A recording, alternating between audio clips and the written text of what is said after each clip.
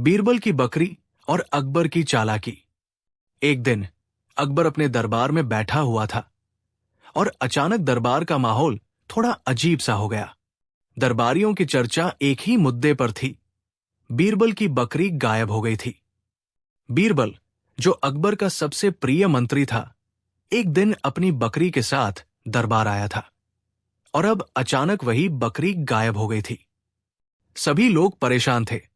बीरबल इस घटना से चिंतित था, क्योंकि बकरी उसके लिए महज एक पालतू जानवर नहीं, बल्कि उसकी पहचान का हिस्सा बन चुकी थी। अकबर ने यह खबर सुनी तो वो भी चौंका। उसने सोचा, ये तो कोई साधारण चोरी नहीं लग रही। कहीं बीरबल की बकरी के पीछे कोई गहरी साजिश तो नहीं? आखिरकार अकबर ने बीरबल से कहा, बीरबल, तुम्हारी बकरी तो गायब हो गई, लेकिन क्या तुम मुझे ये बता सकते हो कि इसे किसने और क्यों चुराया? बीरबल मुस्कराया और अकबर की ओर देखकर बोला, जहांपनाह, ये बकरी तो केवल एक बहाना है। असल में इसका रहस्य कुछ और है। अकबर और दरबारियों की आंखों में चिंगारी सी चमकी। कैसा रहस्य? अकबर ने पूछा। बीरबल ने फिर कहा, आपको लगता है कि यह चोरी किसी साधारण चोर की काम है, लेकिन सच ये है कि यह चोरी एक दिमागी खेल है जो दरबार में छिपे कुछ लोगों के बीच चल रहा है। अब अकबर के चेहरे पर गंभीरता आ गई। बीरबल की बातों में कुछ तो ऐसा था जो उसे सोचने पर मजबूर कर रहा था। बीरबल ने सोचा, अकबर को भी इस बार अपनी चालाकी से झांसा देना पड़ेगा। तभी बीरबल ने अकबर से एक अजीब सा सवाल पूछा, जहांपनाह, क्या आप अपनी बकरी के बिना रह सकते हैं? अकबर ने कहा, यह बकरी केवल एक जानवर नहीं है, बल्कि बीरबल के साथ मेरे रिश्ते का एक प्रतीक है। बीरबल मुस्कराया और कहा, तो अगर यह बकरी गायब हो सकती है, तो क्या आप मुझे अपनी दरबारी चतुराई की पहचान भी खोने देंगे? अकबर ने, क्योंकि बीरबल की बुद्धिमानी का हमेशा आदर किया था, वो उसकी बातों में उलझते गए। और तभी एक दरबारी ने चुपके से आकर अकबर को एक पत्र सौंपा। पत्र में कुछ लिखा था जो अकबर को एकदम चौंका दिया। बीरबल, तुम्हारी बकरी चुराई नहीं गई है। ये तो दरबार में किसी के द्वारा की गई चाल थी, जो तुमसे एक चालाक सवाल पूछने के लिए इस घटना का हिस्सा बन गई। अब वो व्यक्ति तुम्हारे सामने नहीं आएगा, लेकिन उसकी पहचान तुम खुद जान पाओगे। अकबर के चेहरे पर एक सनसनी सी फैल गई। तो अब यह मामला केवल चोरी का नहीं, बल्कि किसी और के दिमागी खेल का है। अकबर ने कहा, अब सवाल यह था, क्या बीरबल इस पहेली को सुलझा पाएगा और क्या वो खुद को उस खतरनाक खेल से बाहर निकाल पाएगा? बीरबल की बकरी और अकबर की चालाकी। अगला भाग। अकबर ने पत्र को ध्यान से पढ़ा और फिर उसकी आंखों में एक अनोखी चमक आ गई। उसे अब साफ साफ समझ में आ गया कि यह सिर्फ बकरी की चोरी का मामला नहीं था, बल्कि इसके पीछे कुछ और ही था। एक खेल, एक चाल और शायद किसी की खुद को बीरबल से बेहतर साबित करने की योजना। बीरबल, तुम्हारी बकरी की चोरी कोई साधारण चोरी नहीं है, ये एक दिमागी खेल है, अकबर ने कहा, और दरबार की ओर इशारा करते हुए उसने एक एक दरबारी की ओर देखा। क्या तुमने कभी सोचा है कि इस दरबार में हर कोई सच्चा नहीं होता? अकबर ने सवाल किया। बीरबल, जो हमेशा से अकबर के गहरे सवालों का सामना करता आया था, अब शांत था। वो जानता था कि अकबर की आंखों में अब शंका की छाया आ चुकी थी। वो भी सोचने लगा कि सच में इस रहस्य में कुछ गहरा राज छिपा था। बीरबल ने धीरे धीरे कहा, जहांपनाह, मैं जानता हूं कि यह कोई साधारण घटना नहीं है। दरबार में कोई तो ऐसा है जो मेरी बकरी की चोरी के जरिए मुझे और आपकी बुद्धिमानी को चुनौती दे रहा है। अकबर ने सिर झुकाया। उसकी आंखों में सच्चाई का ज्वाला था। वो बीरबल के पास आया और कहा, तुम सही कहते हो, लेकिन हमें इस खेल में हिस्सा लेने से पहले इस रहस्य को सुलझाना होगा। अब बीरबल को यह एहसास हुआ कि इस मामले में सिर्फ उसकी बकरी नहीं, बल्कि उसकी अपनी बुद्धिमानी और अकबर की सामर्थ्य की परीक्षा हो रही थी। फिर बीरबल ने एक योजना बनाई। उसने रात के समय कुछ दरबारियों को दरबार से बाहर भेजा और उनके जाने के बाद बीरबल ने दरबार में कुछ खास बदलाव किए। अगले दिन जब अकबर दरबार में पहुंचे तो बीरबल ने एक चौंकाने वाली बात कही, जहांपनाह, अब हम इस खेल को जीतने के लिए एक कदम और बढ़ने वाले हैं। अकबर हैरान था। क्या करोगे तुम? उसने बीरबल से पूछा। यहां हर कोई एक प्यादे की तरह चल रहा है, लेकिन असली खेल उस प्यादे के पीछे छिपा है, बीरबल ने कहा, और एक पुरानी किताब को दरबार में रख दिया। उस किताब में कुछ अजीब से प्रतीक और शब्द थे जो एक लंबी दिमागी उलझन का हिस्सा बनते थे। तुम कह रहे हो कि ये एक रहस्यमयी किताब है? अकबर ने चौंकते हुए पूछा। बिल्कुल, बीरबल मुस्कराया, और यही वो किताब है जो हमें उस छिपे हुए चालाकी के मास्टर तक पहुंचने में मदद करेगी। अकबर और बीरबल दोनों को अब पूरा विश्वास था कि दरबार में कुछ गहरा राज छिपा हुआ था। लेकिन सवाल यह था, वो चालाकी का मास्टर कौन था? और बीरबल की बकरी के पीछे छिपे इस खेल का असली उद्देश्य क्या था? अब क्या होगा? बीरबल की बकरी और अकबर की चालाकी। बीरबल और अकबर दोनों उस किताब की ओर घूर रहे थे जो दरबार में रखी गई थी। किताब का कवर काफी पुराना और धूसर हो चुका था, लेकिन उसमें कुछ अजीब प्रतीक अंकित थे। अकबर के मन में यह सवाल घूम रहा था कि आखिर इस किताब का बीरबल से क्या संबंध है, और क्यों बीरबल ने इसे इस खेल में शामिल किया है। ये किताब क्या है, बीरबल? अकबर ने गहरे सवाल के साथ पूछा। बीरबल ने सिर झुकाकर कहा, यह किताब एक पुरानी कथा का हिस्सा है, जहां एक चतुर दरबारी अपनी चालाकी से राजा के सामर्थ्य को चुनौती देता है, और वही चुनौती अब हम दोनों के सामने है। अकबर के चेहरे पर एक गंभीर भाव था। तो क्या यह किताब हमारे लिए किसी कुंजी की तरह काम करेगी? जी हां, जहांपनाह, बीरबल ने कहा, यह किताब हमें उस व्यक्ति तक पहुंचने में मदद करेगी जिसने बकरी की चोरी के खेल को शुरू किया। बीरबल ने धीरे से किताब खोली और उसकी पन्नों को पलटने लगा। पन्नों पर कुछ अस्पष्ट चित्र और गहरे शब्द लिखे हुए थे, जिन्हें समझने के लिए किसी खास समझ की जरूरत थी। कुछ समय बाद बीरबल ने एक पन्ना ढूंढ निकाला और कहा, यहां है, जहांपनाह। ये वही शब्द है जो हमें उस व्यक्ति की ओर इशारा करते हैं जिसने बीरबल की बकरी चुराई थी। अकबर ने किताब की ओर देखा और बीरबल से पूछा, तो क्या हमें पता चल चुका है कि वो व्यक्ति कौन है? बीरबल ने एक लंबी सांस ली और कहा, यह एक कठिन राह है, लेकिन हमें इसके पीछे छिपे राज को सुलझाना ही होगा। अकबर ने आदेश दिया कि हर दरबारी को पूरी तरह से जांचा जाए, और जो भी संदिग्ध लगे उसकी गतिविधियों पर कड़ी निगरानी रखी जाए। लेकिन बीरबल को पता था कि यह इतना आसान नहीं था। उसे लगता था कि दरबार में कोई ऐसा व्यक्ति है जो न केवल बकरी की चोरी के पीछे है, बल्कि उसका उद्देश्य कुछ और बड़ा था। अचानक दरबार में एक सनसनी सी फैल गई। एक दरबारी जो पूरी तरह से शांत था, अचानक बीरबल के पास आया और उसने उससे एक खास सवाल पूछा, क्या आप बकरी के खेल को सुलझाने में सफल हो पाए हैं? बीरबल ने उसे शक भरी नजरों से देखा। तुम क्यों पूछ रहे हो?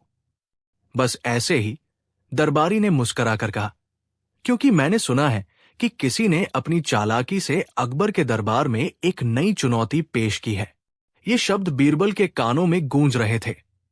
वो समझ गया कि ये दरबारी कुछ छिपा रहा है। क्या यही वही व्यक्ति था जिसने बीरबल की बकरी चुराई थी?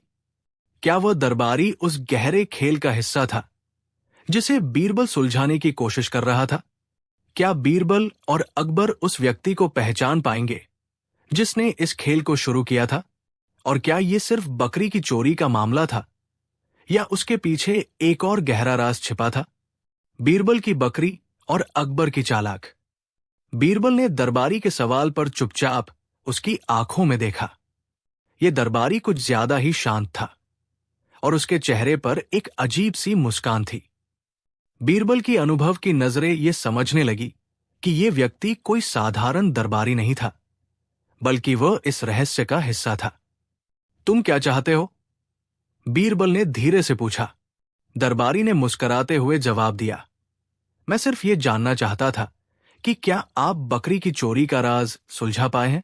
बीरबल की आंखों में चमक आ गई। उसे अब समझ में आ गया कि ये वही व्यक्ति है जिसकी वो तलाश कर रहा था। बीरबल ने गहरी सांस ली और अकबर की ओर इशारा किया। जहांपनाह, मुझे पूरा यकीन है कि यही वो व्यक्ति है जिसने हमारी बकरी की चोरी की साजिश रची। अकबर ने बिना एक शब्द कहे उस दरबारी को अपने पास बुलाया और उसकी छानबीन शुरू कर दी। दरबारी ने हिम्मत नहीं खोई और मुस्कुराकर बोला, क्या आप ये सच में मानते हैं बीरबल?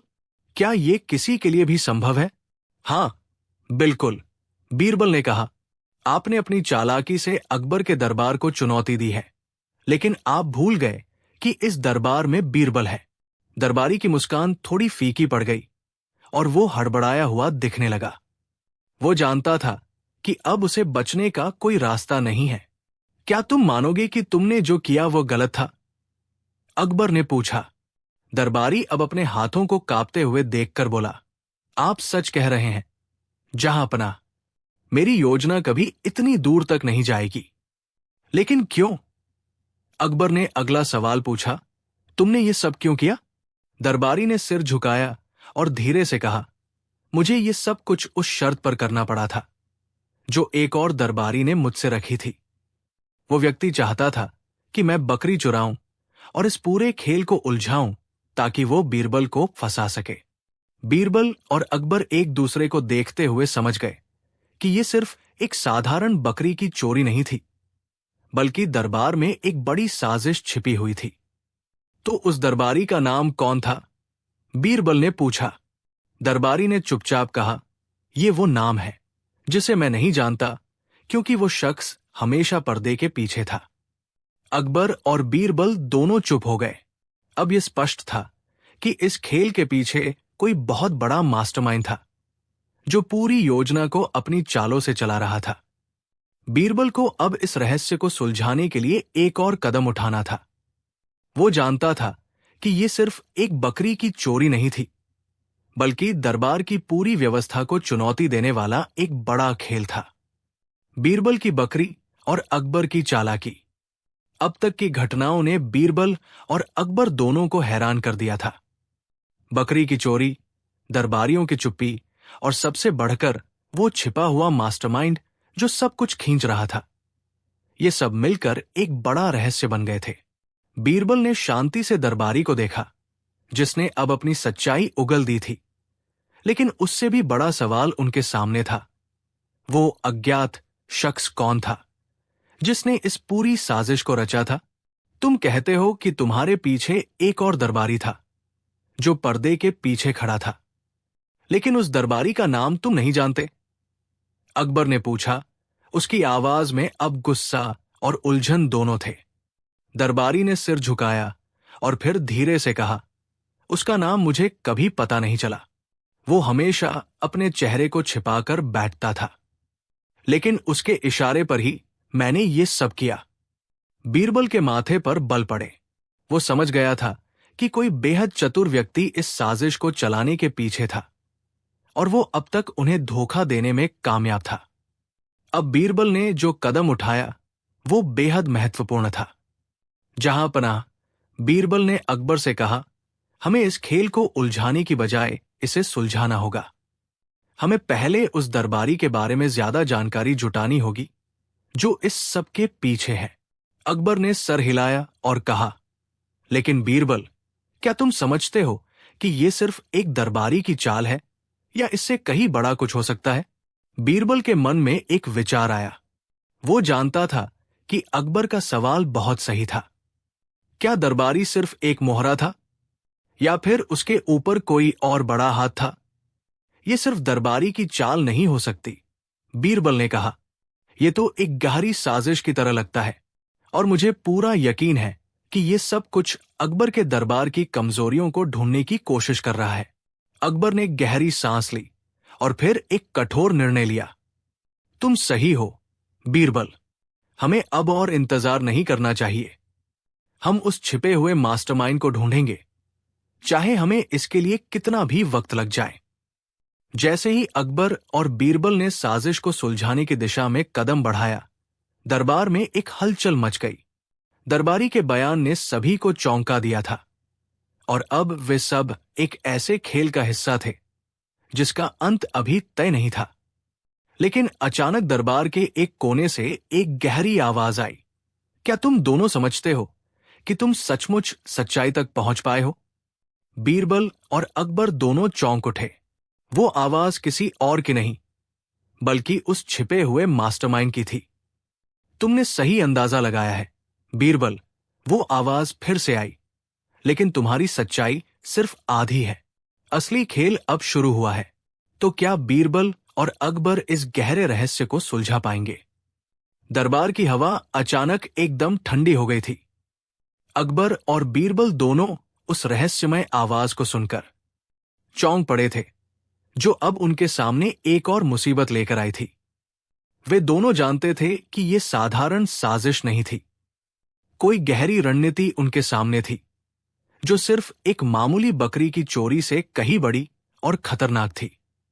यह कोई साधारण चाल नहीं हो सकती, बीरबल ने कहा। उसकी आंखों में चमक और आत्मविश्वास था। यह हमें एक ऐसे जाल में फंसा रहा है जहां से निकल पाना आसान नहीं होगा। अकबर ने कड़ाई से कहा, तो फिर वो शख्स कहाँ है? कौन है वो मास्टरमाइंड जो हमसे छिपा बैठा है? इतने में दरबार में एक हलचल हुई। अचानक दरबारी का एक और व्यक्ति सामने आया, एक हाथ में तख्ती लेकर। उसकी आंखों में एक अलग ही आक्रोश था। बीरबल ने उसकी ओर देखा और तुरंत महसूस किया कि यह कोई मामूली व्यक्ति नहीं है। यह वही शख्स हो सकता है जो इस पूरे खेल को नियंत्रित कर रहा था। यह क्या है? अकबर ने उस तख्ती को देखने के लिए इशारा किया। दरबारी ने तख्ती को अकबर के सामने रखते हुए कहा, यह उस शख्स की तरफ से संदेश है जिसे आप ढूंढ रहे हैं। अकबर ने उस तख्ती को ध्यान से देखा। उस पर लिखा था, मास्टरमाइंड तुमसे बहुत आगे है, तुम्हारी सोच से कहीं अधिक खतरनाक है। तुम बस एक चतुर बुद्धिमान को ढूंढ रहे हो, लेकिन असल खेल तो तुमसे बहुत दूर है। यह संदेश अब अकबर और बीरबल के दिमाग को और उलझा चुका था।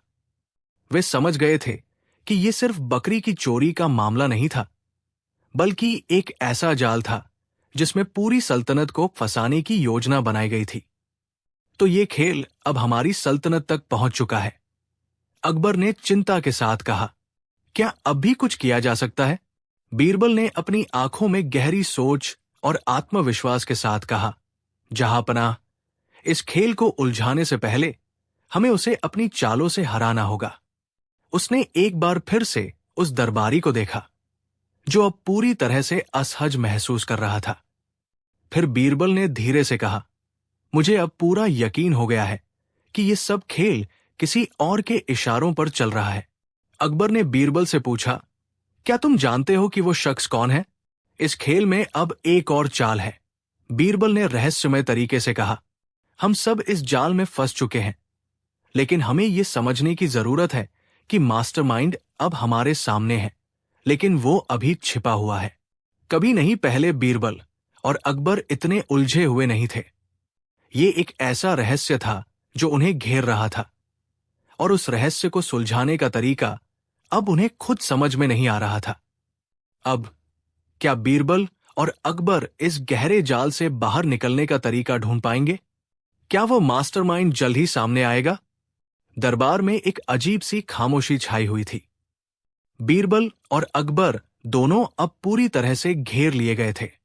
वो छिपा हुआ मास्टरमाइंड अब तक उनकी आंखों से बचते आ रहा था, लेकिन अब बीरबल और अकबर के पास एक मौका था जिससे वो पूरी साजिश का पर्दाफाश कर सकते थे। लेकिन उसके लिए उन्हें एक और चाल चलनी थी। जहांपनाह, हमें इस खेल को खेलते हुए मास्टरमाइंड की तरफ से एक और चाल का सामना करना होगा। बीरबल ने बड़े ही संतुलित तरीके से कहा। उसके चेहरे पर एक रहस्यमयी मुस्कान थी। अकबर ने गंभीर स्वर में कहा, तो तुम कह रहे हो कि अब हमें खुद इस खेल का हिस्सा बनना होगा? बिल्कुल, बीरबल ने जवाब दिया। हमें इस समय खुद को उनके जाल में फंसने के लिए तैयार करना होगा, ताकि हम उनके इरादों को पूरी तरह से समझ सकें। लेकिन अगर हम ऐसा करते हैं, तो क्या हमें उनका कोई सुराग मिलेगा? अकबर ने चिंता जताते हुए पूछा। हर चाल के पीछे एक गहरी सोच होती है, बीरबल ने कहा, और हर खेल में एक मोहरा होता है जो अंत में सच सामने लाता है। अकबर ने सिर हिलाया और बीरबल के शब्दों को समझने की कोशिश की। वो जानते थे कि अब उनके पास समय कम था और उन्हें जल्दी से जल्दी उस मास्टरमाइंड तक पहुंचने का रास्ता खोजना था। फिर अचानक दरबार में एक आवाज गूंजी। क्या आप लोग अब भी ये सोच रहे हैं कि आप इस साजिश को सुलझा पाएंगे? ये वही रहस्यमय आवाज थी जो पहले उन्हें चुपके से धमकी देती आ रही थी। अब मुझे दिखाओ अपना चेहरा, अकबर ने बड़बड़ाते हुए कहा, और साथ ही अपने इरादे भी। लेकिन जैसे ही अकबर ने ये शब्द कहे, दरबार का माहौल और भी तनावपूर्ण हो गया। सभी दरबारी जो अब तक चुप थे अचानक से चौकस हो गए। अब हमें सच में सच्चाई तक पहुंचना होगा, बीरबल ने सोचा, और तभी उसने अकबर को इशारा किया। जहांपनाह, एक काम करते हैं, हम इस रहस्य का खुलासा तब तक नहीं कर सकते जब तक वो हमें पूरी तरह से चुनौती नहीं दे देता। अकबर की आंखों में चमक आ गई। वो समझ गए थे कि बीरबल किस चाल की बात कर रहा था। तो हमें उसे खुद से मुकाबला करने के लिए चुनौती देनी होगी। जी हां, बीरबल ने कहा, और तभी हमें वो मास्टरमाइंड दिखेगा जो अब तक हमसे छिपा हुआ है। लेकिन जैसे ही दोनों ने ये योजना बनाई, दरबार में हलचल और बढ़ गई। दरबार की दीवारों पर अब सन्नाटे की लकीरें खिंच चुकी थी। हर किसी की नजरें बीरबल पर टिकी थी, जो अब तक मुस्कुरा रहा था, मानो उसने किसी गहरी गुत्थी को लगभग सुलझा लिया हो। जहांपनाह, बीरबल ने धीरे से कहा, हमें इस मास्टरमाइंड को अपनी चालों से नहीं, बल्कि उसकी चालों से ही हराना होगा। अकबर ने सिर झुकाया और पूछा, क्या तुम कोई जाल बिछा चुके हो? बीरबल मुस्कुराया, जाल नहीं जहांपनाह, मैंने उसे ये यकीन दिला दिया है कि वह जीत रहा है। अब वो खुद ही हमारे सामने आएगा। अहंकार उसका सबसे बड़ा हथियार है और वही उसकी हार बनेगा। तभी अचानक महल के पश्चिमी द्वार से एक काली घोड़े पर सवार व्यक्ति आया। उसका चेहरा नकाब में छिपा था। उसके पीछे एक बकरी बंधी थी, वही बकरी जिसे लेकर ये पूरा खेल शुरू हुआ था। अकबर और बीरबल दोनों खड़े हो गए। वो व्यक्ति दरबार के बीच में आया और तेज आवाज में बोला, मैं हूं इस पूरे खेल का रचयिता।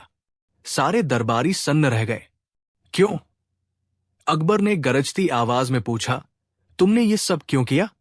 क्योंकि मैं वो हूं जिसे दरबार ने कभी पहचाना ही नहीं। वो बोला, मैं वो हूं जो सालों से दरबार की हर चाल समझता रहा, पर आज मैं अपनी सबसे बड़ी चाल लेकर आया हूं, बीरबल को हराने। बीरबल ने मुस्कुराते हुए कहा, अगर तुम मुझे हराना ही चाहते हो तो फिर बकरी क्यों चुराई? वो व्यक्ति कुछ बोलने ही वाला था, लेकिन तभी दरबार की छत से एक और व्यक्ति छलांग लगाकर नीचे आ गया, हूबहू उसी नकाब में। अब दो मास्टरमाइंड। भीड़ में खलबली मच गई। अकबर ने खड़े होकर कहा, तो असली कौन है? कौन है वो जिसने ये सब शुरू किया, और कौन है उसकी परछाई?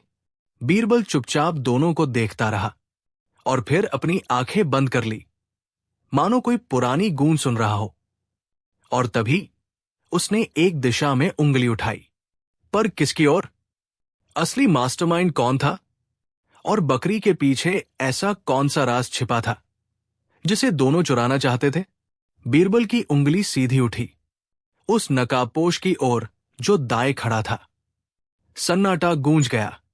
तुम हो असली मास्टरमाइंड, बीरबल की आवाज में न कटने वाला यकीन था। दाएं खड़ा व्यक्ति ठिठका, लेकिन अगले ही पल वो हंसने लगा, एक लंबी खतरनाक हंसी। वाह बीरबल, उसने कहा, तुम्हारी बुद्धि का लोहा तो पूरा हिंदुस्तान मानता है, लेकिन आज तुम गलती कर गए। बाएं खड़ा नकाबपोश तुरंत बोला, नहीं, दरबार में सबसे बड़ा धोखा इसने किया है। मैं ही सच्चा गवाह हूं और ये मेरी जगह बनकर दरबार को गुमराह करना चाहता है। अब सारा दरबार चौंक गया। कौन झूठ बोल रहा है? कौन असली, कौन नकली?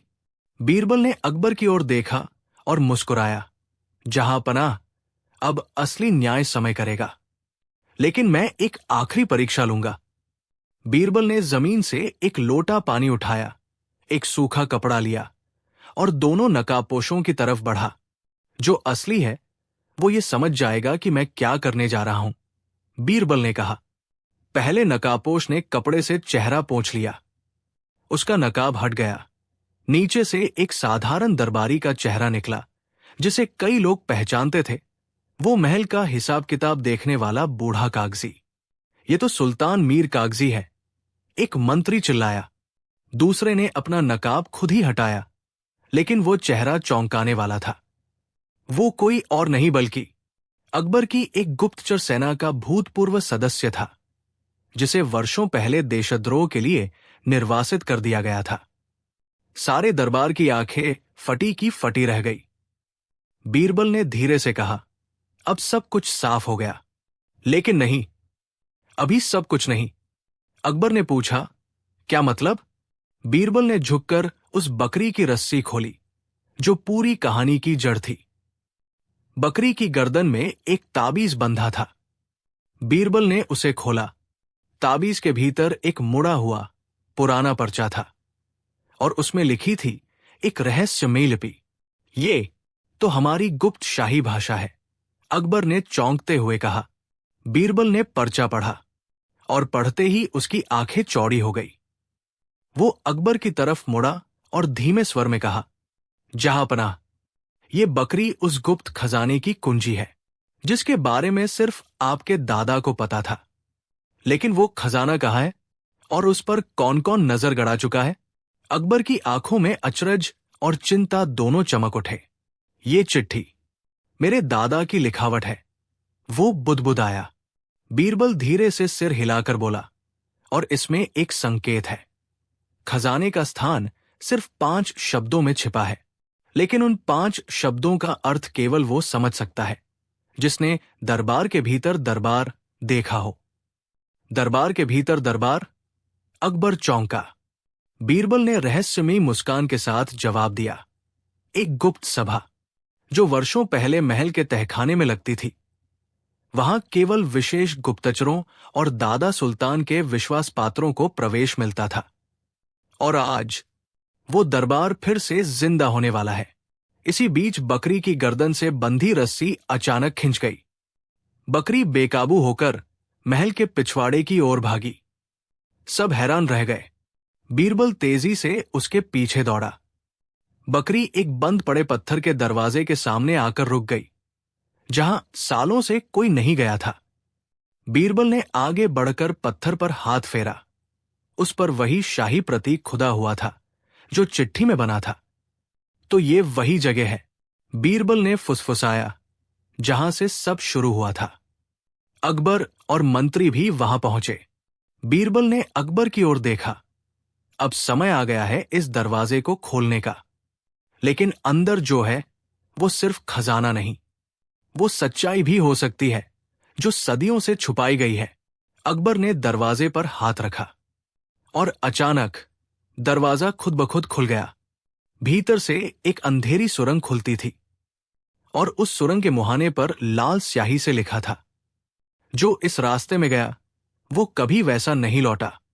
सभी सहम गए, पर बीरबल ने एक मशाल जलाई और बिना रुके भीतर बढ़ गया।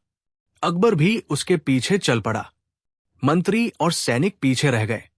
लेकिन तभी एक तीसरा शख्स नकाब में चुपचाप सुरंग के भीतर चला गया और सुरंग में अंधेरा और सन्नाटा पसर गया।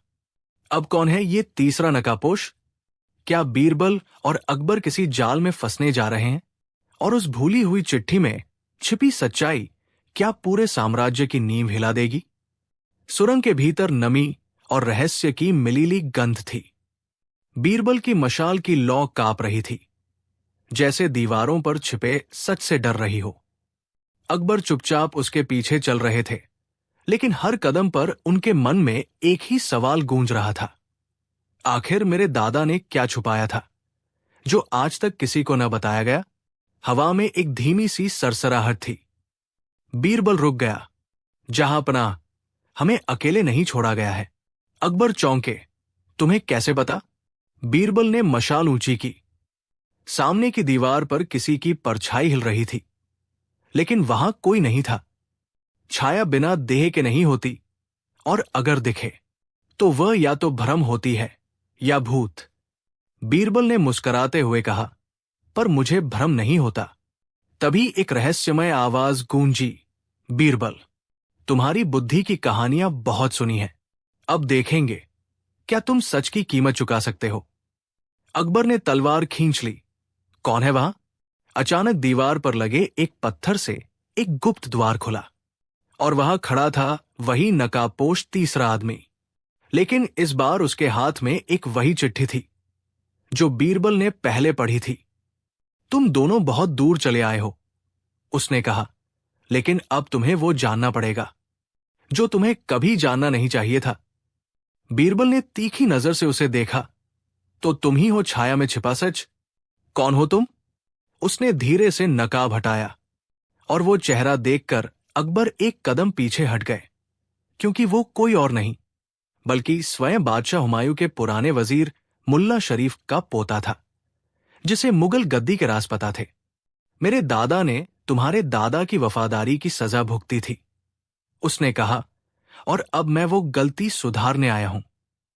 बीरबल ने सवालिया निगाह से अकबर की ओर देखा। क्या सच में कुछ ऐसा था जो हमें नहीं बताया गया? अकबर मौन हो गए। मुल्ला शरीफ का पोता आगे बढ़ा।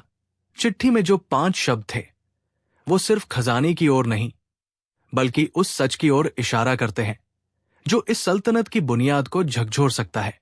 और तभी बीरबल की मशाल बुझ गई। अंधेरा छा गया। एक जोरदार दरवाजा बंद होने की आवाज आई। अब सुरंग बंद हो चुकी थी, और बीरबल, अकबर और वो रहस्यमय व्यक्ति तीनों अंधेरे में बंद थे। अब क्या वे बाहर निकल पाएंगे? क्या सच्चाई सामने आ पाएगी? और कौन सच में वफादार है, बीरबल, अकबर या वो तीसरा आदमी? सुरंग के अंधेरे में बीरबल की आंखें धीरे धीरे अभ्यस्त होने लगी। उसने अपनी जेब से एक छोटी सी तीलियां निकाली और फिर से मशाल जलाई। रोशनी फैलते ही सामने का दृश्य देखकर बीरबल ठिठक गया। दीवारों पर पुरानी फारसी में कुछ लिखा था, और उनके बीच एक विशाल लोहे का संदूक रखा था, जिस पर लिखा था, सुल्तान की सच्ची विरासत केवल सत्य के सेवक को स्वीकार्य। अकबर ने संदूक की ओर बढ़ते हुए पूछा, बीरबल, क्या ये वही खजाना है जिसका जिक्र चिट्ठी में था? बीरबल ने दीवारों पर लिखे शब्दों को गौर से पढ़ा। जहांपनाह, ये खजाना सिर्फ धन का नहीं, इतिहास का है। इसमें वो दस्तावेज है जो तय करेंगे कि कौन सही था और कौन गद्दार, और इन्हीं से साबित होगा कि सत्ता का असली उत्तराधिकारी कौन था। तभी पीछे से मुल्ला शरीफ का पोता बोला, इस संदूक में मेरे दादा की बेगुनाही का सबूत भी है, और तुम्हारे पूर्वजों की चालाकियां भी। अकबर की आंखों में क्रोध और संदेह दोनों तैरने लगे। बीरबल, क्या अगर ये सच हुआ तो मेरी गद्दी की नींव ही हिल जाएगी? बीरबल शांत स्वर में बोला, अगर नींव झूठ पर हो तो उसका हिलना ही बेहतर है, पर जब तक हम संदूक नहीं खोलते हम सिर्फ कयासों में उलझे रहेंगे। अकबर ने धीरे से अपने हाथ संदूक के ऊपर रखा, लेकिन तभी एक और आवाज गूंजी, रुको जहांपनाह। अंधेरे में एक और परछाई उभरी। एक बुजुर्ग पुरुष, सफेद दाढ़ी, लाठी के सहारे चलता हुआ। उसकी आंखें चमक रही थी। मेरा नाम है मीर गुलाम अली, और मैं था सुल्तान हुमायूं के राजों का अंतिम संरक्षक। ये संदूक तभी खुलेगा जब 3 प्रश्नों के उत्तर सही दिए जाएं, वरना ये गायब हो जाएगा हमेशा के लिए। बीरबल ने गहरी सांस ली और बोला, पूछिए प्रश्न। मीर गुलाम अली ने पूछा, 1. सत्ता किसे मिलनी चाहिए, जो योग्य हो या जो वंशज हो? 2. क्या सच्चाई वह भी होती है जो सबके लिए हानिकारक हो? 3. अगर तुम्हारा सबसे प्रिय साथी ही झूठा निकले तो क्या तुम उसके खिलाफ जाओगे? तीनों सवाल हवा में गूंजे और सब खामोश हो गए। बीरबल ने अकबर की ओर देखा और अकबर ने उस संदूक की ओर। अब जवाब देने का समय आ गया था। लेकिन कौन देगा जवाब, बीरबल या अकबर? और क्या जवाब ही तय करेगा कौन है सच्चा सुल्तान। जवाब मिलेगा अगले भाग में, बीरबल और अंतिम उत्तर की कसौटी। क्या आप तैयार हैं उस जवाब के लिए जो इतिहास बदल सकता है? और अब सब कुछ टिक गया है उन 3 जवाबों पर जो बदल सकते हैं तख्त, रिश्ते और पूरा इतिहास। क्या अगला भाग शुरू करें, बीरबल और अंतिम उत्तर की कसौटी? जब बीरबल ने दरबार बंद करवाया। अंतिम अध्याय। राजमहल में सन्नाटा था। बीरबल के कहने पर दरबार बंद हो चुका था। जनता हैरान थी। क्या सचमुच कोई ऐसा राज है जो खुद अकबर को भी कटघरे में खड़ा कर दे? शाही पुस्तकालय के तहखाने में मिले दस्तावेजों को देखकर बीरबल ने जो निर्णय लिया वो किसी साधारण मंत्री का नहीं बल्कि एक सच्चे न्यायप्रिय का था। अकबर ने वो दस्तावेज हाथ में लिए। उस पर लिखा था, जिस दरबार की बुनियाद किसी अधूरे सच पर हो वहां हर फैसला अधूरा ही रहेगा। वो चुपचाप कुछ क्षण सोचता रहा, फिर सिंहासन से उठकर बोला, अगर सच का सामना करने के लिए दरबार बंद करना पड़े तो ये भी मेरा फर्ज है। आज मैं खुद को कटघरे में खड़ा करता हूं और बीरबल को सच्चा न्यायाधीश घोषित करता हूं। बीरबल झुक गया, पर उसकी आंखों में गहराई थी।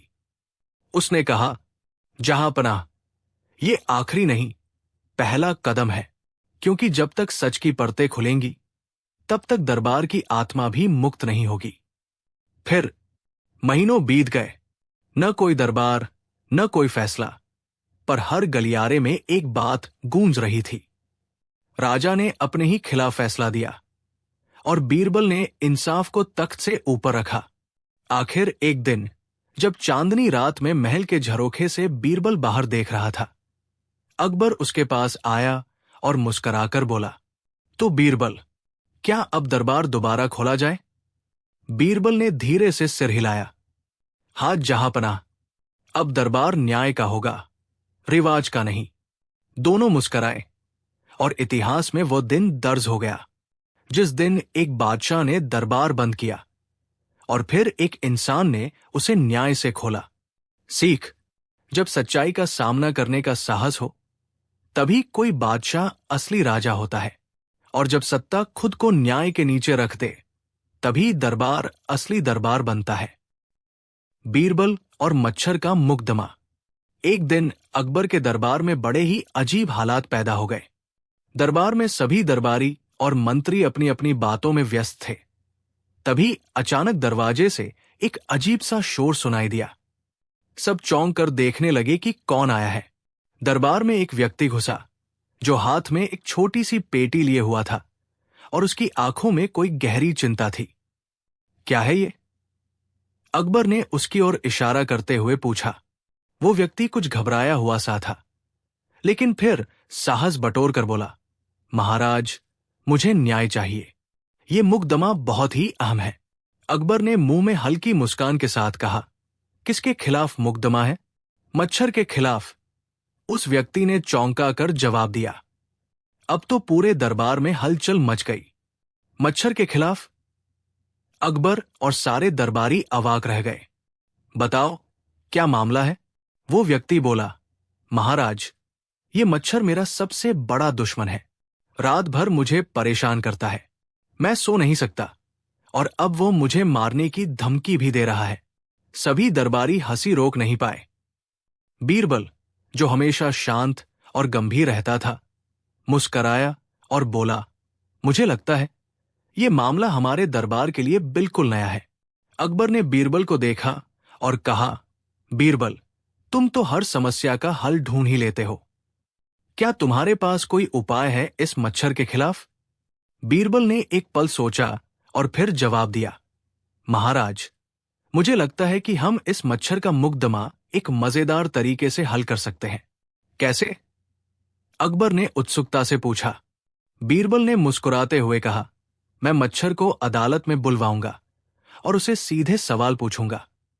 अकबर और दरबारी फिर से हंसी में डूब गए, लेकिन वे जान गए थे कि बीरबल के पास कोई न कोई चतुर तरीका जरूर होगा। बीरबल ने मच्छर को अदालत में बुलवाने के लिए आदेश दिया। अगले दिन मच्छर जो दरबार में आकर बत्तियां बुझाने के लिए मशहूर था, अदालत में आ गया। वो उड़ते हुए आया और सीधा अकबर के सामने बैठ गया। अकबर ने गंभीरता से कहा, मच्छर, तुम्हें इस आदमी की शिकायत मिली है। क्या तुम मानते हो कि तुमने उसे परेशान किया? मच्छर ने छोटी सी मुस्कान के साथ जवाब दिया, महाराज, ये तो मेरी नौकरी का हिस्सा है। मैं सोते समय सबको फ्रेश रखता हूं। क्या? दरबार में सब फिर से हंसी में डूब गए। बीरबल ने मच्छर को देखा और कहा, लेकिन मच्छर, क्या तुम ये नहीं समझते कि तुम अपने काम को बिना किसी सोच समझ के कर रहे हो? क्या तुमने कभी सोचा है कि तुम जिसको परेशान करते हो वो क्या महसूस करता है? मच्छर थोड़ा असमंजस में आकर बोला, लेकिन मैं क्या करूं बीरबल, मैं तो बस सोने के लिए बाहर निकलता हूं और काम करने लगता हूं। तुम्हें यह समझना होगा कि अगर तुम्हारे काम से किसी का नुकसान हो रहा है तो तुम्हें अपनी आदतें बदलनी चाहिए। बीरबल ने उसे समझाया। अकबर ने सिर झुकाया और कहा, बीरबल, तुम सही कहते हो। मच्छर, तुम्हें अपनी आदतों में बदलाव लाना होगा ताकि किसी को भी परेशानी न हो। मच्छर ने सिर झुकाया और बोला, ठीक है महाराज, अब से मैं केवल उन्हीं लोगों को परेशान करूंगा जो खुद मुझसे दोस्ती करेंगे। ये सुनकर दरबार में फिर से हंसी छिड़ गई और सभी ने मच्छर के नए नियमों का स्वागत किया। बीरबल ने मुस्कुराते हुए कहा, देखिए महाराज, ये साबित होता है कि कभी कभी सबसे छोटी चीज भी बड़ी समस्या बन सकती है। अकबर ने हंसते हुए कहा, तुमने सच कहा बीरबल, कभी कभी हमें छोटी छोटी समस्याओं को भी गंभीरता से लेना चाहिए ताकि बड़ा नुकसान न हो। सभी दरबारी और मंत्री बीरबल की चतुराई और मच्छर के मजेदार हल को देखकर बहुत खुश हुए। अंत में अकबर ने कहा, बीरबल, तुम्हारी इस अद्भुत चतुराई को देखकर हम सभी को एक बड़ी शिक्षा मिली। कभी भी किसी चीज को हल्के में नहीं लेना चाहिए, चाहे वो मच्छर ही क्यों न हो। शिक्षा, इस कहानी से ये शिक्षा मिलती है कि हमें छोटी छोटी समस्याओं को भी गंभीरता से लेना चाहिए, क्योंकि वे कभी भी बड़ी समस्याओं का रूप ले सकती है। साथ ही चतुराई और समझदारी से काम करना हमेशा बेहतर होता है, चाहे मामला कितना भी छोटा क्यों न हो। बीरबल और उड़ता हुआ गधा। क्या आपने कभी गधा उड़ते देखा है? नहीं? तो दरबार में आज जो होने वाला है वो इतिहास में पहली बार होगा। या फिर बस एक बड़ा छलावा? सूरज अपने पूरे तेज में था और दरबार में ठंडी हवा नहीं बल्कि गर्म बहसें चल रही थी। दरबार के एक कोने में एक अजनबी खड़ा था। चटक नीले कपड़े, चमकदार साफा और हाथ में एक छोटी सी किताब। उसने अकबर के सामने सिर झुकाते हुए कहा, जहांपनाह, मैं कोई साधारण पंडित नहीं, मैं आकाश तत्व शास्त्र का ज्ञाता हूं और मैं प्रमाणित रूप से कह सकता हूं, मैंने एक गधा उड़ते हुए देखा है। पूरा दरबार हंसी में डूब गया। एक मंत्री तो जमीन पर लोटपोट हो गया। गधा उड़ गया? अब ऊंट समंदर में डुबकी लगाएगा क्या? लेकिन पंडित गंभीर था। बीरबल को हंसी आ रही है। पंडित बोला, तो क्यों न बीरबल को ही ये सिद्धि दिलाने की जिम्मेदारी दी जाए? अकबर ने मुस्कुराकर कहा, बीरबल, क्या तुम इस उड़ते गधे का रहस्य जान सकोगे? बीरबल ने ठहर कर कहा, जहांपनाह, अगर गधा उड़ सकता है तो जरूर उसके पंख होंगे या उसके मालिक के इरादों में पंख होंगे। मैं जानना चाहूंगा, कौन है ये उड़ता गधा? बीरबल को पंडित ने एक लोकेशन बताई। 3 पहाड़ियों के बीच एक गांव है, नाम है गधापुरा। वही एक गधा है जो हर पूर्णिमा की रात उड़ता है। बीरबल ने खुद वहां जाने की ठानी। गांव पहुंचते ही उन्हें एक रहस्यमयी महिला मिली। झुर्रियों से भरा चेहरा, लेकिन आंखें ऐसी जैसे सब कुछ देख चुकी हों। वो बोली, उड़ते गधे की सच्चाई जाननी है तो पहले उन 3 सवालों का उत्तर दो जो इस गांव में किसी को नहीं पता। बीरबल मुस्कराए, तो पहले मैं सवाल पूछूंगा, फिर गधा देखूंगा। 1.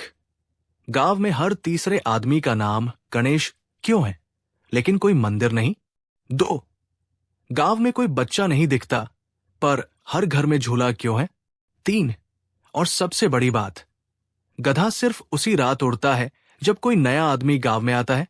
बीरबल को कुछ गड़बड़ लगी। वो चुपचाप उस रात छुपकर गधे के मालिक के घर के पास पहुंच गए। अचानक आधी रात को एक अजीब सी आवाज आई, जैसे किसी मशीन की। फिर झिलमिलाती रोशनी, और अगले ही पल गधा हवा में, हां, हवा में ऊपर उठता गया। बीरबल की आंखें फटी की फटी रह गई। लेकिन यही नहीं खत्म होती कहानी। सुबह होते ही बीरबल ने पूरे गांव को इकट्ठा किया और कहा, अब मैं जान चुका हूं उड़ते गधे का रहस्य। पर असली चौंकाने वाली बात यह है कि गधा नहीं उड़ रहा था, बल्कि कोई और उड़ रहा था और गधे की छाया बना रहा था। और ये गांव, गधापुरा, असल में कोई सामान्य गांव नहीं, बल्कि एक छुपी हुई प्रयोगशाला है। पूरे गांव में सन्नाटा छा गया। बीरबल ने आगे कहा, अब मुझे केवल एक चीज जाननी है, इस प्रयोगशाला का असली मालिक कौन है, और वो कौन है जो गधा बनकर उड़ रहा है, किसी बहुत बड़े लक्ष्य के लिए। क्या बीरबल एक भयानक साजिश के करीब पहुंच रहे हैं? क्या गधे के उड़ने के पीछे कोई चमत्कार नहीं बल्कि शैतानी चाल है? और कौन है वो असली उड़ता हुआ गधा जो दरअसल इंसान है? तो फिर हवा में उड़ रही थी कौन सी साजिश, और किसके हाथ में था वो धागा जिससे हिल रही थी पूरी बादशाहत की नींव? बीरबल अब गधापुरा गांव के बीचों बीच एक वीरान कुएं के पास खड़े थे। उस रात उन्होंने जो देखा वो अब भी उनकी आंखों में था। गधा आधी रात को अपने स्थान से उठा था, लेकिन उसके नीचे कोई रस्सी, कोई लीवर, कोई पंख, कुछ भी नहीं था। फिर कैसे? बीरबल ने गांव की बुजुर्ग दादी मालती बुआ से पूछा, बुआ, ये उड़ता गधा कितने वर्षों से दिखता है? मालती बुआ ने कहा, बेटा, जब से मेरे दादा के दादा का जन्म हुआ था तभी से। गधे का नाम है तुग्गलू, और कहते हैं कि जो इसकी पूंछ छू ले उसे सोने का सपना आता है। बीरबल मुस्कराए, तो फिर किसी ने पूंछ क्यों नहीं पकड़ी? बुआ सक्काई, क्योंकि जिसने भी पकड़ी वो अगली सुबह गायब मिला। रात को बीरबल गांव के बाहर एक ऊंची चट्टान पर छिपे। उन्होंने अपने गुप्त सैनिकों को गांव में अलग अलग स्थानों पर तैनात कर दिया। जैसे ही आधी रात हुई, वही चमकदार रोशनी, गधा हवा में उड़ चला। लेकिन इस बार बीरबल तैयार थे। उन्होंने तुरंत अपने आदमी को इशारा किया और तीर से उस उड़ते गधे के नीचे एक जाल फेंका। जाल में फंसी एक मशीन, और मशीन में छिपा इंसान एक नकाबपोश। जब नकाब हटाया गया तो सबकी सांसें थम गई। वो कोई और नहीं बल्कि वही पंडित था जो दरबार में आया था। तुम? बीरबल चौंके। तुम तो दावा कर रहे थे कि तुमने गधे को उड़ते देखा। पंडित हंसने लगा, और दरबार ने मान लिया ना? बस यही मेरा असली खेल था। पंडित बोला, मैंने एक यंत्र तैयार किया जिससे छोटे ड्रोन के आकार का गधा उड़ाया जाता था और गांव वालों को भ्रम में रखा जाता था।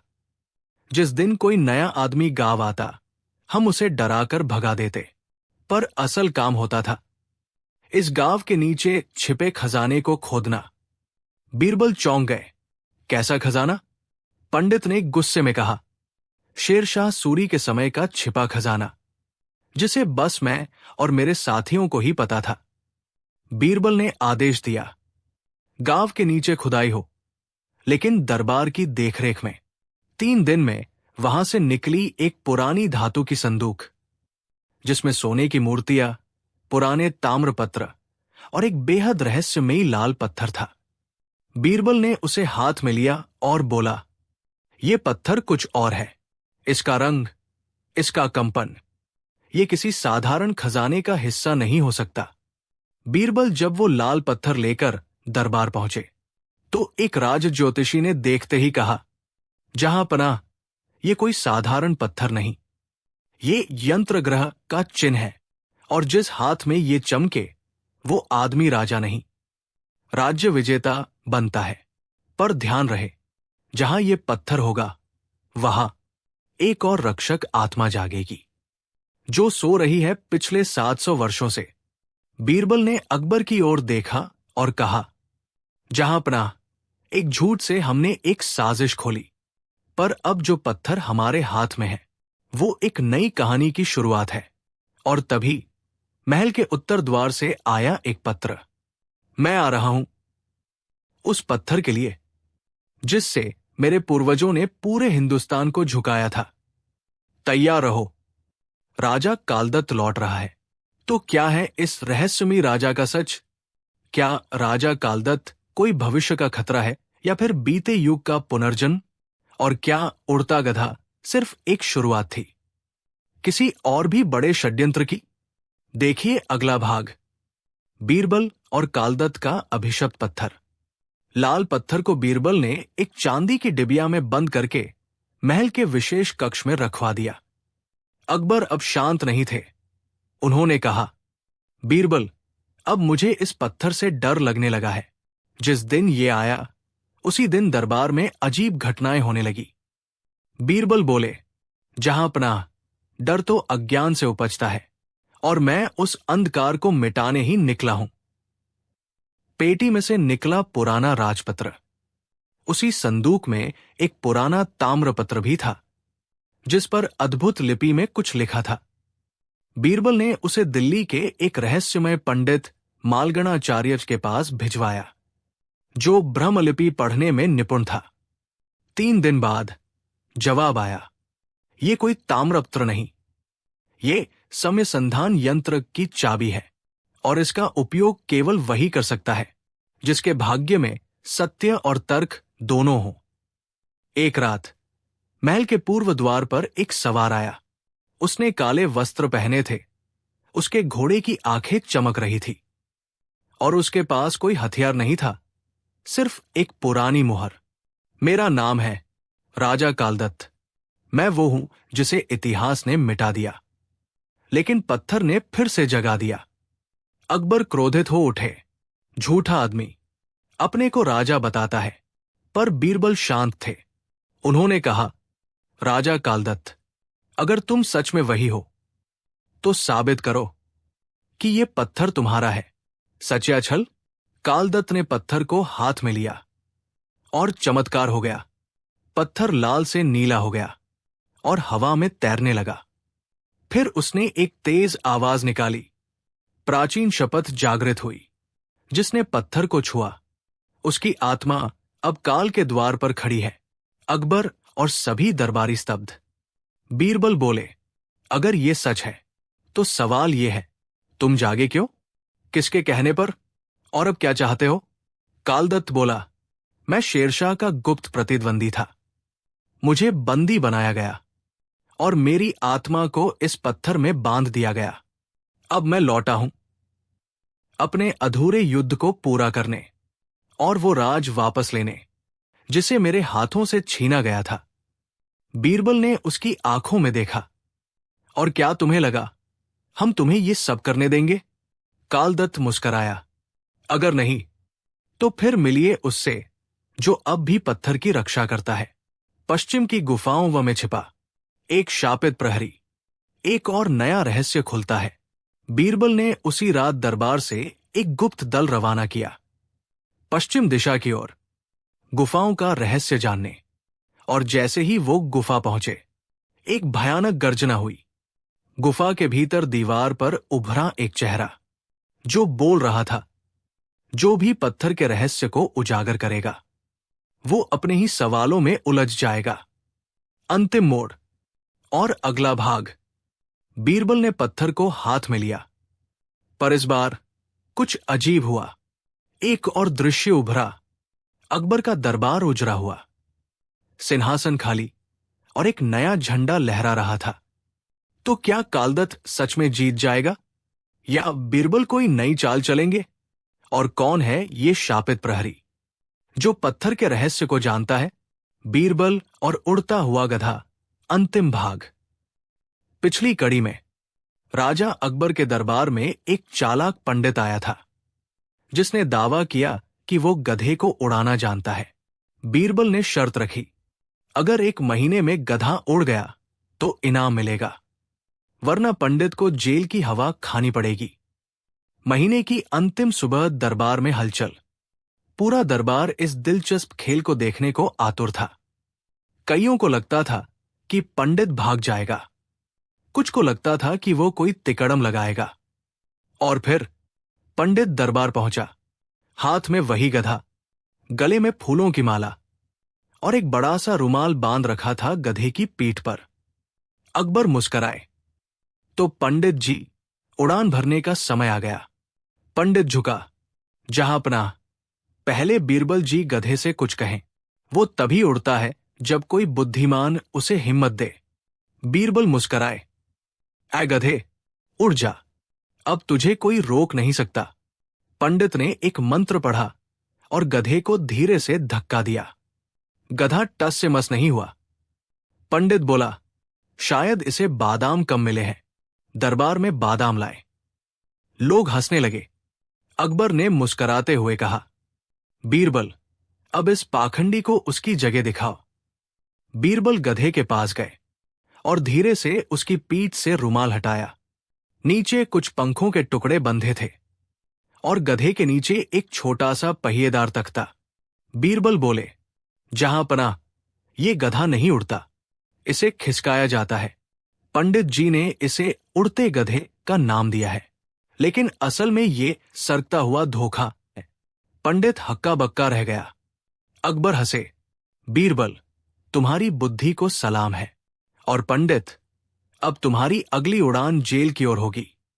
अंतिम मोड़, लेकिन एक रहस्य बाकी है। जैसे ही सिपाही पंडित को पकड़ने बढ़े, उसने जेब से एक पुराना तावीज निकाला और जोर से बोला, जिसे तुमने मूर्ख समझा वो अब सच्चाई बताएगा। इस गधे को जब मैं जंगल में लाया था, वहां एक साधु ने कहा था, इस गधे को मत ले जाना, ये अभिशप्त है और इसकी आत्मा अभी भी उड़ना चाहती है। बीरबल चौंके, साधु कौन था? पंडित बोला, वो न तो दिखता था, न आवाज साफ थी, पर उसकी आंखें जल रही थी। और जाते जाते उसने कहा, मैं फिर लौटूंगा बीरबल की परीक्षा लेने। तो क्या सच में गधा अभिशप्त था? और वो साधु कौन था जो बीरबल को जानता था? क्या ये सिर्फ एक मजाक था या किसी और खेल की शुरुआत? इसी के साथ ये कहानी पूरी हुई। लेकिन वो साधु कौन था? क्या वो फिर लौटेगा? और क्या बीरबल की बुद्धि उसे भी मात दे पाएगी? बीरबल और उड़ता हुआ गधा, कहानी का अंतिम समापन। जैसे ही पंडित ने वो रहस्यमयी तावीज निकाला और साधु की बात की, दरबार में सन्नाटा छा गया। बीरबल एक क्षण को रुके, फिर मुस्कराए। तावीज नहीं, ये भी उसी नाटक का हिस्सा है। साधु भी या तो तुम्हारा साथी था या तुम्हारा नया बहाना। बीरबल ने सिपाहियों को इशारा किया, इसे ले जाओ और इसकी सारी चालाकियों की जांच करो। अकबर ने ताली बजाई। बीरबल, तुमने एक बार फिर साबित किया कि धोखा चाहे जितना भी रंगीन हो, सच की नजरें उसे पहचान ही लेती है। पंडित को ले जाया गया। गधा वही खड़ा मुस्करा रहा था। शायद उसे भी अब उड़ने की जरूरत नहीं थी। दरबार फिर हंसी और तालियों से गूंज उठा। बीरबल ने झुककर कहा, जहांपनाह, उड़ते गधे हो या उड़ते बहाने, सच की जमीन पर सब नीचे ही आते हैं। अकबर मुस्कराए, और तुम्हारी बुद्धि को सलाम बीरबल। इस तरह उड़ता हुआ गधा आखिरकार जमीन पर उतर आया और साथ ही बीरबल की चतुराई ने फिर से दरबार में जीत दर्ज की।